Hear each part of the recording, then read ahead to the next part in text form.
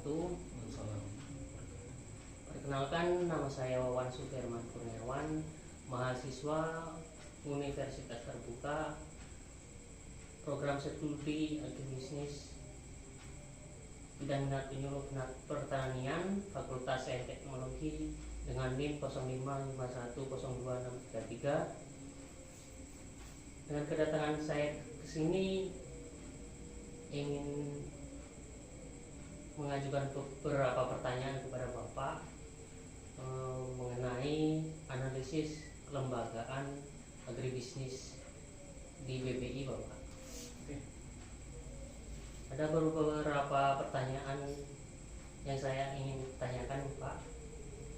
Silakan.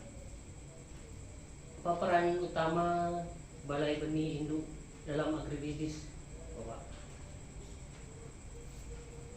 Sebelumnya BPI, perkenalkan sedikit BPI. BPI adalah Balai Benih Induk Padi Ya. di bawah naungan instansi Dinas Pertanian, Tanaman Pangan, dan Hortikultura Provinsi Sumatera Selatan. Di bawah PTD, Balai Pengembangan dan Produksi Benih Provinsi Sumatera Selatan. Adapun peran utama dari BPI adalah memproduksi benih bersertifikat atau berlabel, khususnya benih padi. Benih padi berlabel atau benih padi bersertifikat. Itu tugas utama dari BPI Padi. Bagaimana dengan sistem pengelolaan? Pengelolaannya, pengelolaan lembagaan di BPI ini seperti saya katakan tadi, BPI ini di bawah binaan atau naungan Dinas Pertanian, Tanaman Pangan, dan Hortikultura Provinsi Sumatera Selatan. Jadi kami adalah perpanjangan tangan dari Dinas Pertanian. Kelembagaannya berarti ya kami mengikuti instruksi dari dinas, dari pimpinan kami di atas. Bagaimana proses produksi benih padi secara Produksi benih padi umumnya sama dengan memproduksi benih pada umumnya ya. ya? Hanya perbedaannya adalah kami harus mengajukan permohonan untuk disertifikasi oleh lembaga sertifikasi, yaitu Balai Pengawasan dan Sertifikasi Benih atau BPSB, sehingga nanti kami mendapatkan label. Kalau memang lulus mendapatkan label, diakui bahwa ini merupakan benih bersertifikat. Pertama dimulai dari seperti biasa, dari pengolahan lahan, terus tanam, penyemaian benih, terus tanam. Nah, nanti sampai dengan dikelola sampai panen. Nah, dalam prosesnya ini ada beberapa tahapan. Kami harus diperiksa pertanamannya oleh BPSB. Kami harus mengajukan pemeriksaan 1, 2, dan 3. Nah, kalau lulus baru boleh dipanen. Kalau lulus ini boleh dipanen.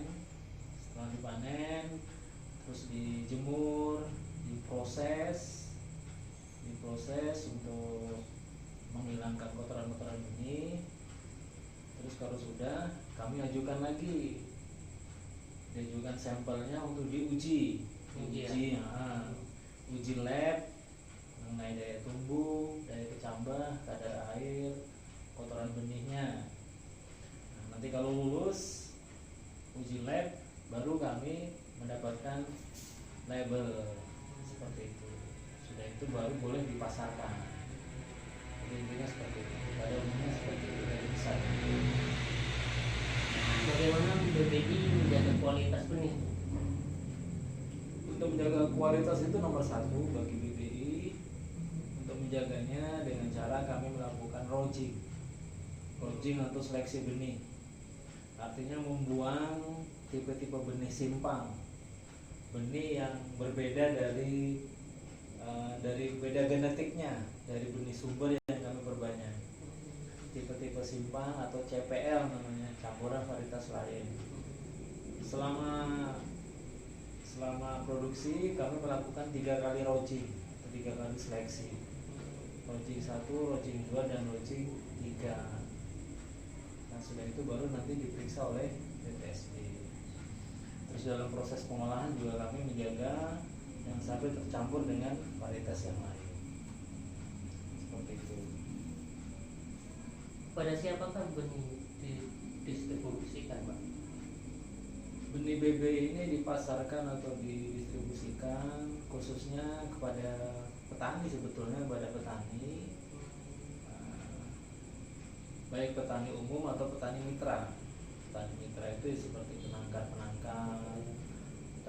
penangkar, atau bisa juga dengan kios-kios pertanian.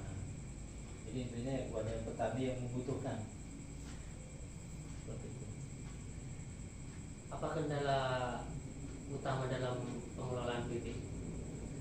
Kendala utamanya ya seperti petani pada umumnya, kita kendalanya adalah iklim ya. Kadang iklim atau cuaca yang ekstrim itu menjadi kendala. Perubahan iklim yang tiba-tiba tidak menentu itu bisa menyebabkan gagal panen.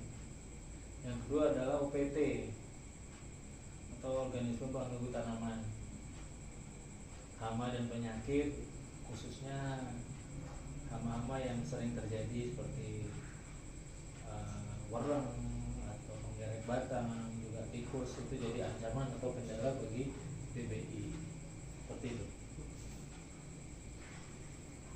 Bagaimana upaya pengembangan BBI ke depannya? Pengembangan kedepannya BBI akan berusaha meningkatkan kualitas yang sudah ada, kualitasnya kami perbaiki. Terus juga kami meningkatkan promosi atau lebih dikenal, supaya lebih dikenal lagi. Terus juga kami lebih bekerja sama, lebih meningkat kerjasama dengan petani-petani mitra, petani-petani binaan, juga dengan kios-kios pupuk atau kios-kios pertanian, seperti itu, biar masyarakat lebih kenal lagi dengan BBI. Intinya seperti itu. Baik, mungkin itu saja Bapak ingin saya